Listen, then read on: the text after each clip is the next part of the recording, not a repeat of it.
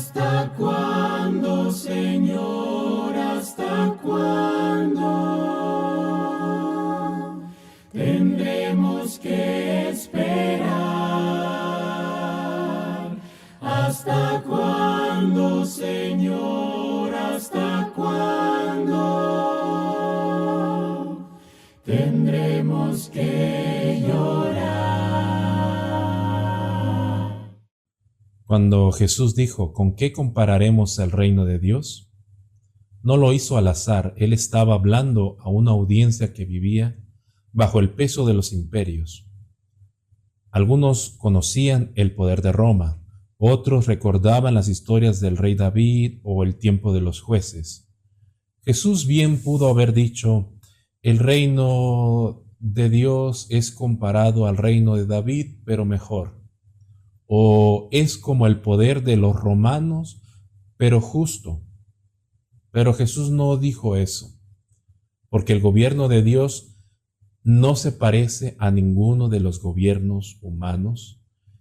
No se puede comparar con imperios de conquistas, ni con reinados de espadas, ni con sistemas basados en la violencia o la imposición. El reino de Dios es algo tan distinto, tan contrario a la lógica humana, que Jesús tuvo que usar parábolas, imágenes sencillas, comparaciones del día a día para que podamos empezar a entenderlo. Por eso, para explicar el reino de Dios no basta con tener conocimiento político o conocimiento histórico, que aunque es importante, pero se necesita revelación. El gobierno de Dios no entra por fuerza, sino por amor. No domina, sino que transforma. Y eso, en un mundo donde el poder siempre se impone, es difícil de comprender. Pero es justamente ese tipo de reino al que vino Jesús a establecer. ¿En dónde está el poder de Dios? El poder está en su espíritu, no en amenazas, no en armas. Su poder es invisible, pero irresistible. Si el reino de Dios no se parece a los reinos de este mundo, entonces tampoco su poder funciona como los de este mundo, porque el mundo asocia poder con control, armas, dinero, fuerza bruta, pero el poder de Dios no se impone desde afuera, está en su espíritu. Es invisible, pero es real. Es silencioso, pero transforma. Jesús no vino a establecer un imperio con fronteras y ejércitos. Vino a establecer un reino que empieza en el corazón. Por eso Jesús nos dijo, busquen primero el reino de Dios y su justicia, y todo lo demás se les dará por añadidura. Jesús no nos dijo, acumulen poder, riqueza o seguridad y luego busquen a Dios. Dijo, busquen el reino de Dios primero. Porque cuando Dios reina en tu vida, su poder se manifiesta de formas que el mundo no entiende. Por ejemplo, en medio de la escasez te da paz. En medio del rechazo te da identidad. En medio del caos te da dirección. Ese es el reino que Jesús vino a revelar. Uno que no depende de lo visible. Uno que no necesita avanzar con violencia o usar la violencia o necesitar la violencia para avanzar, porque su poder no obliga, su poder convence, no derriba con espada, levanta con gracia. Y cuando lo buscas primero, como nos dijo Mateo 6:33, todo lo demás se ordena por sí solo. No es por fuerza, sino por su espíritu. ¿Por qué el reino de Dios no se parece a los reinos humanos? Cuando Jesús hablaba del reino de Dios, muchas veces esperaban algo visible, fuerza militar, un nuevo imperio, una revolución. Pero lo que vino fue algo invisible, sutil y profundamente espiritual, porque el reino de Dios no se levanta con espada, sino con el Espíritu. Daniel es un hombre lleno del Espíritu de Dios, y es eso lo que distingue de todos los sabios del imperio.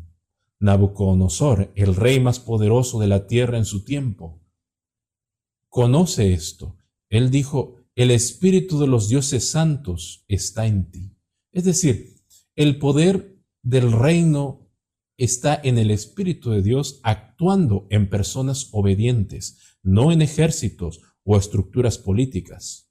Más bien, cuando Nabucodonosor se enaltece con orgullo, Dios no lo castiga con guerras ni enemigos, lo humilla desde adentro, tocando su mente, quebrantando su soberbia. Esa es la obra del Espíritu. No aplasta desde afuera, sino que transforma desde adentro. En Daniel 7 vemos reinos representados como bestias, llenos de violencia, dominación y caos.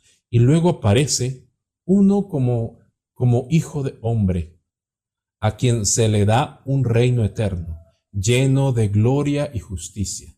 Y ese reino viene con el poder del Espíritu. En el Nuevo Testamento, Jesús mismo lo confirma. El reino de Dios no viene con advertencia visible, porque el reino está entre ustedes. Lucas 17, 20 y 21. Pero, ¿qué significa eso?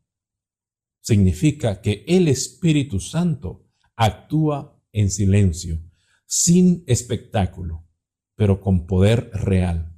Y por eso Jesús dijo: busquen primero el reino de Dios y su justicia. Esa justicia no es simplemente un código moral, es el fruto del Espíritu Santo. Amor, paz, paciencia, benignidad, dominio propio, etc. El reino de Dios no necesita ejércitos, porque el Espíritu Santo es su fuerza. Por eso no se parece a ningún reino humano, porque no busca controlar, busca transformar. No se impone por miedo, sino que convence por verdad.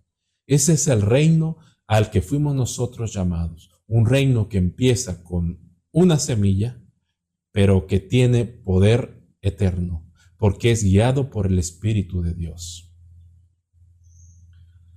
Pero como seres humanos, ¿por qué no podemos entender el reino de Dios? Porque no conocemos quién es Dios. Y en realidad, desde el principio, el enemigo ha tratado de distorsionar esa imagen. Satanás ha ocultado el conocimiento del reino al distorsionar el conocimiento de Dios. Desde el principio, desde el principio de la humanidad, lo que el enemigo ha estado buscando, no solamente destruir la creación, sino distorsionar la imagen de Dios en nuestra mente. En el Edén, Satanás no golpeó con violencia, sino con mentira. Le dijo a Eva: con que Dios les ha dicho. Les introduce una duda, les sugiere algo, una confusión sobre el carácter de Dios. Les hizo pensar que Dios les estaba ocultando algo y que Dios no era quizá tan bueno como parecía.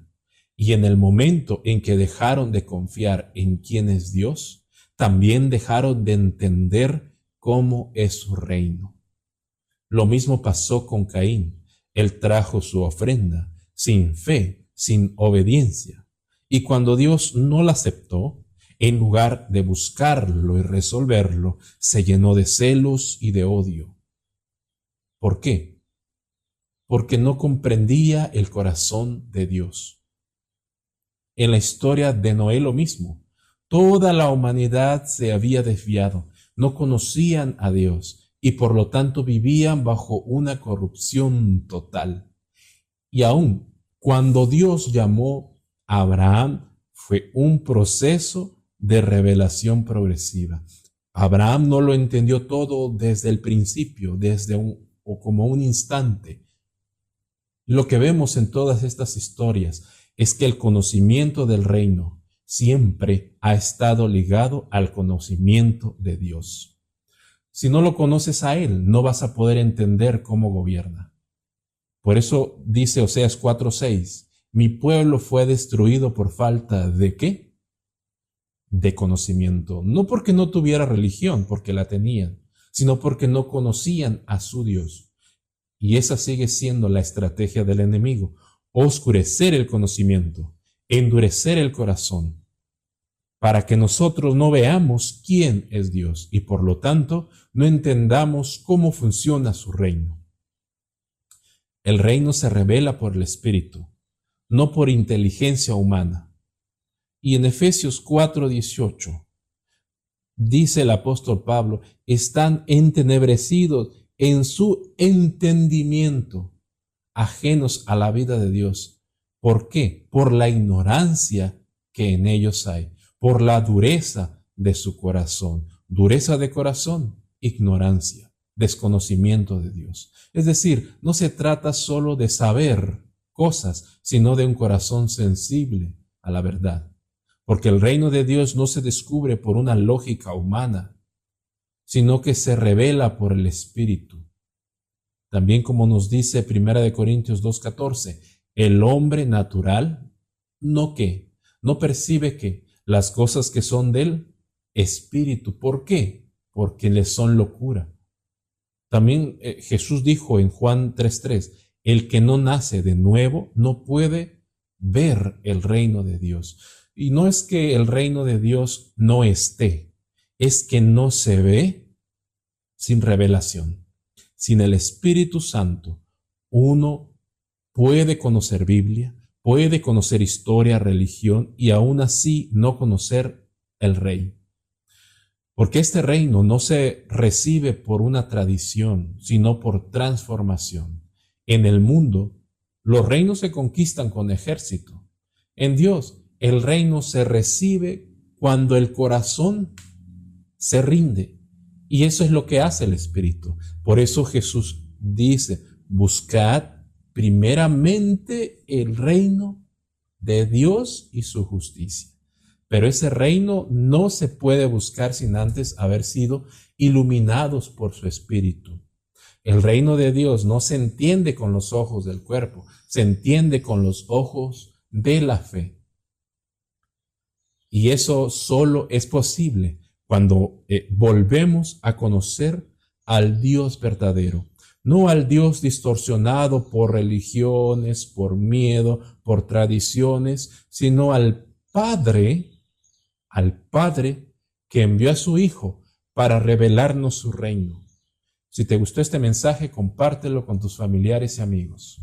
Ven pronto, Señor, ven pronto.